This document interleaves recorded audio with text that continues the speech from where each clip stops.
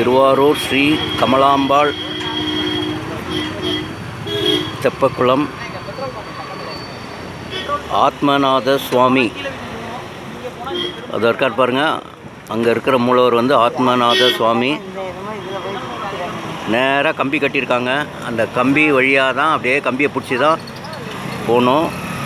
கடலிங்கோ வேறு எந்த இதுவோ கிடையாது.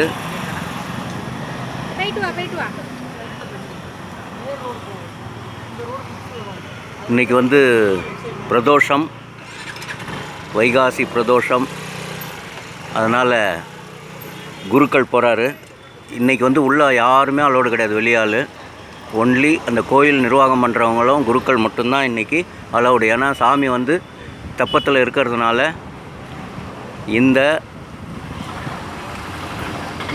இந்த மாதம்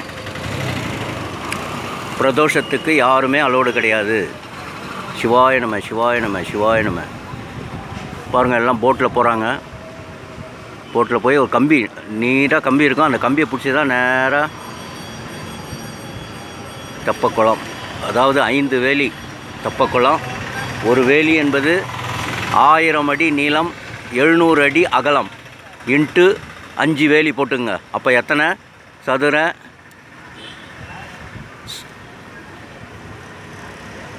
அடி வருதுன்னு பார்த்துங்க. 5 வேலிக்கு. ஆத்மநாத சுவாமி திருக்கோயில், கமலாலய திருக்குளம் தெப்பம், கமலாலய தெப்பம்.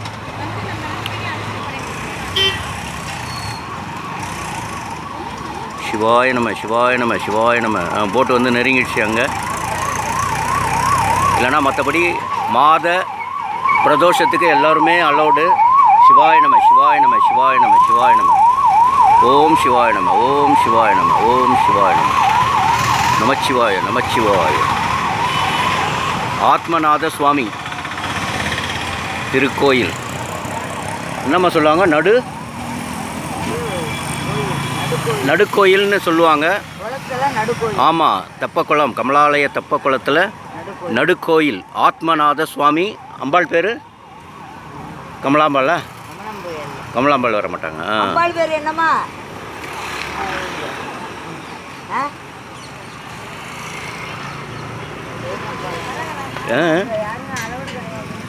சிவாய நம, சிவாய நம,